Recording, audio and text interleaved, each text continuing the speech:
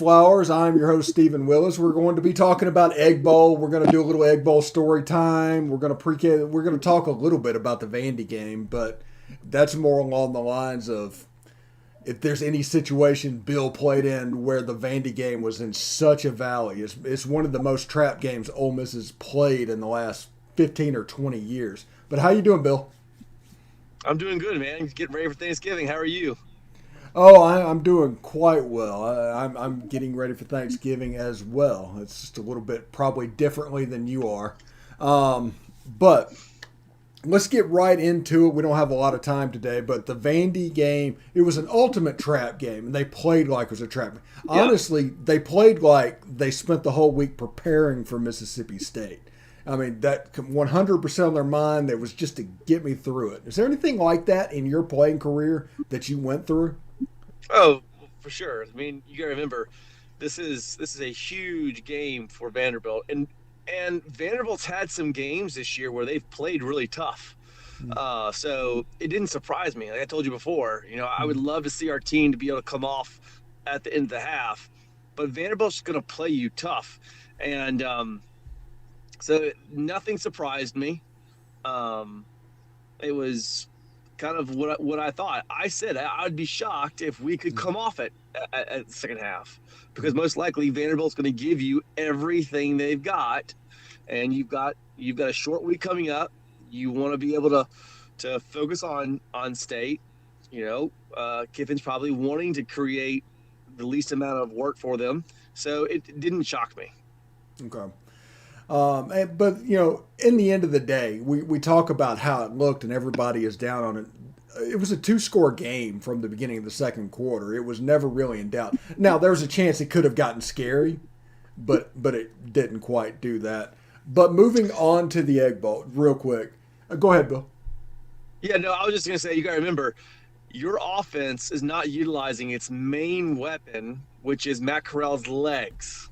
Mm, So he's just not. I mean, he's not nearly as aggressive as he was against Tennessee.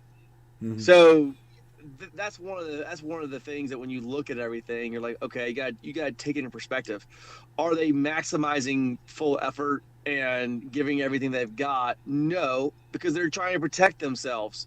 Uh, for not only for Vanderbilt but for the Egg Bowl and beyond. And so that's another thing that I think some people just don't realize is, hey, you're not you're not playing with the full deck of cards. Like mm. they're still trying to they're managing stuff, but not playing at 100%. Yeah, and I wouldn't be surprised if Matt Corral was under strict orders not to run against Vanderbilt. Give it one more week of rest and get ready for the Egg Bowl. Who, by Kiffin or his agent? Both. Yeah, Yeah, because this game is important. I mean, if Ole Miss can win this game, Ole Miss has a chance to win the most games ever in a season that it has in its history. They can get to 11. Ole Miss has never won 11 games in a season. That's a fairly big deal from where I sit, as somebody that's been a that's a fan huge. for That, 40 years. yeah, that's huge. That's a huge deal. I think, and Mississippi State is peaking at the right time for Mhm. their program. Yeah, and before we get into the Egg Bowl preview part of it, anything about the Egg Bowl memories that you can share from your time going through it? Uh, Man, just that. I remember my freshman years when they had the brawl. Uh, or the year before. I mean, that's. I remember David Morris, who was the backup quarterback behind Eli. Mhm. He's from Mobile. I asked him. I said, "What's the biggest difference between the Iron Bowl versus the Egg Bowl?" He said, "Bill, it's a really nasty, uh, um, visceral relationship between the players for the Egg Bowl. It's more of a visceral situation for uh, the fans for the Iron Bowl." And so I remember just us sort of looking at them as a little brother, and them always being a lot uh, more tuned to wanting to fight, wanting to. But I mean, their freshman year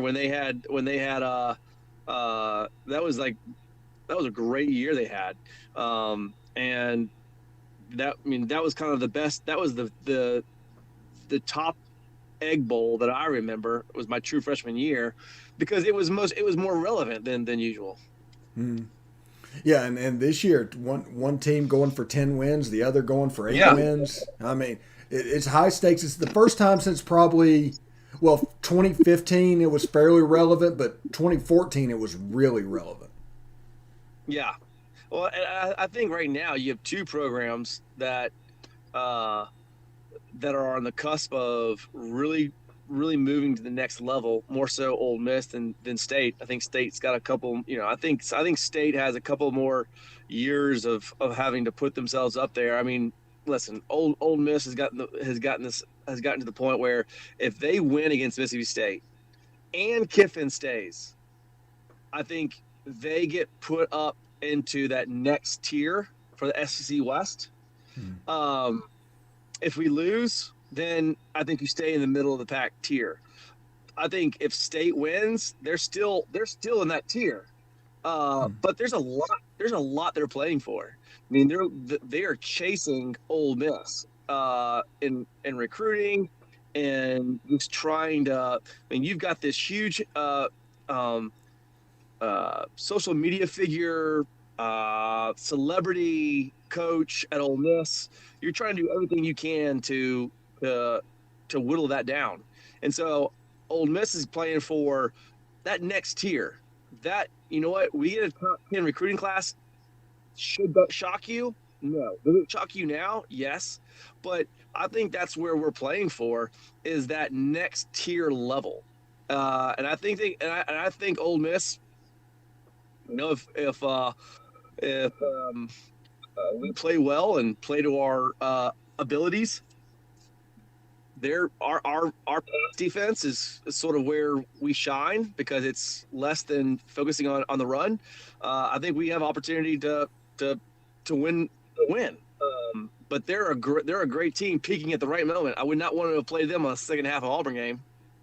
Yeah, and we're recording this Tuesday afternoon about 4 o'clock. And I say that to say this: it's forecasted to be 30 degrees and raining during the game. That has to be a Yeah. positive for the Ole Miss offense. Well, you The you run game trigger back that specifically. you triggered back that memory of me in 2003, Eli's senior year, with pouring down rain, the Egg Bowl in Starkville. That was miserable. Well, tell me about it. I Oh man, remember. I it was remember two raining. things from. It was just Go ahead. raining and pouring. It was raining and pouring, and it was just nasty. I mean, it was just one of those moments where you're just like games are like getting you out of here. Like this is just nasty. Yeah, I remember two things from that game. One is Eli's pass to Tremaine Turner, where it looks like he Yep. falls over in the end zone, and the other is a crackback block of all things on a punt return, to where Yep. it just blew a guy up cracking back, and those are the two That's things I that was remember Chad from that game. Pilcher. That Who? was Chad Pilcher. Chad Pilcher. Okay, yeah, he just I don't know if I've ever seen somebody get blown up on a punt like that. That's Chad. Well, he's from Birmingham. He was a milk man. He was a milk mustache, like Sports Illustrated kid, walk on. He was a great athlete. Was from Louisiana Monroe. Quarterback. I think he won a national championship in high school as a quarterback. Came to Ole Miss, played baseball and football, and was kind of like a utility, player. And this senior year, they put him at up back. And you could tell he was getting his brains bashed in. And so he'll say his claim to fame in football was the Egg Bowl, with him putting that waylay on that player. Yeah, when people talk about, if y'all don't remember seeing this, there's the cleaters and there is the top of the helmet is the first thing that hit the ground, and that's what he did to that Yes. state player that day. It was Yeah. unreal. Yep. So let's transition over. We only have about 9 minutes to do this. A preview of the Egg Bowl this year. What are the keys for Ole Miss winning this game from your perspective? Well, I think you pointed to the weather. I think it's going to be establish the ground game, establish the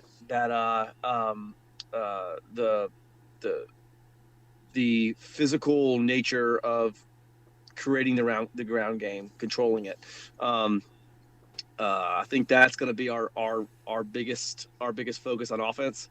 I think defensively is getting pressure, not letting Will Rogers sit back there and pick you apart.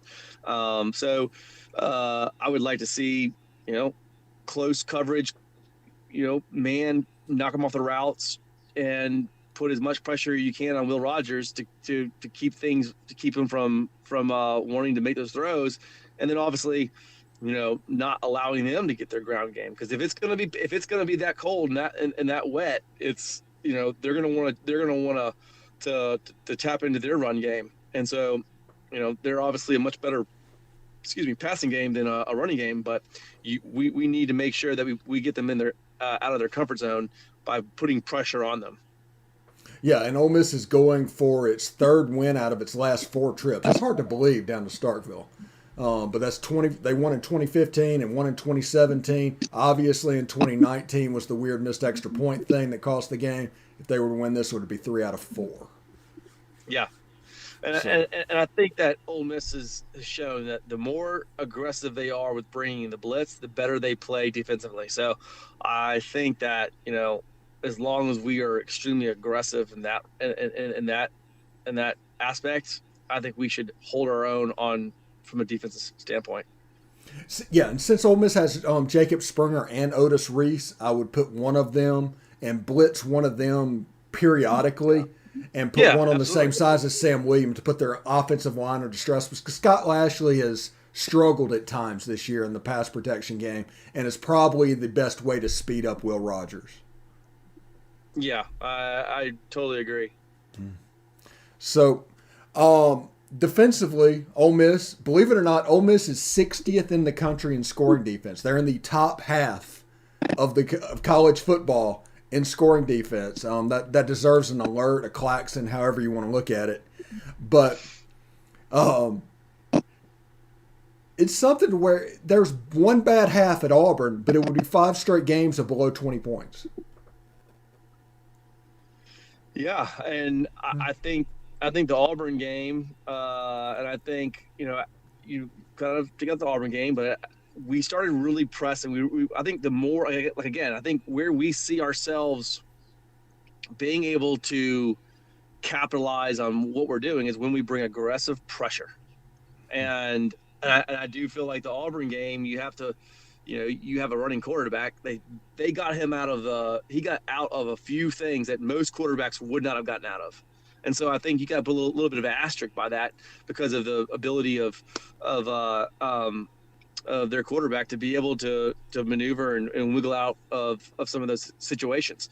But I think it's a testament to the team's growth, maturity, them understanding that, okay, we have this new defensive scheme, we got some new players, okay, and then you start seeing where you're getting carved up, then you get full complementary of Springer back, and you utilize them by bringing them close to the line.